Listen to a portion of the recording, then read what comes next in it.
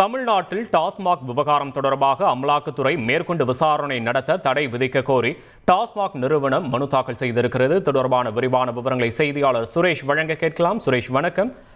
மனுல வேற என்னென்ன குறிப்பிட்டிருக்கிறாங்க? இது தொடர்பான விரிவான விவரங்கள். வணக்கம். அதாவது கடந்த 6ஆம் தேதி முதல் 8ஆம் தேதி வரைக்கும் அமலாக்கத்துறையினர் டாஸ்மாக் தலைமை அலுவலகம் உள்ளிட்ட 20 இடங்கள்ல சோதனை நடத்தினார்கள். 3 நாட்கள் நடந்த இந்த சோதனை தொடர்பாக அமலாக்கத்துறை ஒரு அறிக்கையை வெளியிட்டிருந்தது. அந்த அறிக்கையில தமிழகத்தில் இந்த டாஸ்மாக் நிர்வாகம் தொடர்பாக ஊழல் தடுப்பு சட்டத்தின் கீழ் பதிவு செய்யப்பட்ட பல்வேறு வழக்குகளின் அடிப்படையில் இந்த விசாரணை சோதனையானது நடத்தப்பட்டதாக தெரிவிக்கப்பட்டது.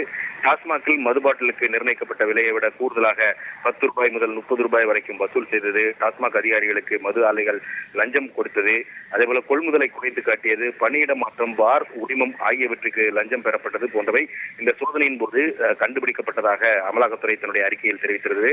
அது மட்டுமல்லாமல் டாஸ்மாக் உயர் அதிகாரிகள் மற்றும் மதுபான நிறுவனங்களுக்கு இடையே நேரடி தொடர்பு இருந்ததற்கான ஆதாரங்கள் சிக்கியிருப்பதாகவும், டாஸ்மாக் உயர் அதிகாரிகளுக்கு நெருக்கமானவர்களுக்கே இந்த ஒப்பந்தங்கள் வழங்கப்பட்டு வந்ததாகவும் தெரிவித்ததாக அமலாக்கத்துறை அந்த அறிக்கையில் தெரிவித்திருந்தது. இது தவிர போக்குவரத்து நிறுவனங்களுக்கு டாஸ்மாக் ஆண்டுதோறும் 100 கோடி ரூபாய் செலுத்தியதும், அதே போல இந்த முறைகேடு மூலமாக டாஸ்மாகில் 1000 கோடி ரூபாய்க்கு மேல் கணக்கில் காட்டப்படாத பணம் புழங்கி இருக்க வாய்ப்புள்ளதாகவும் அமலாக்கத்துறை அந்த அறிக்கையில் தெரிவித்திருந்தது.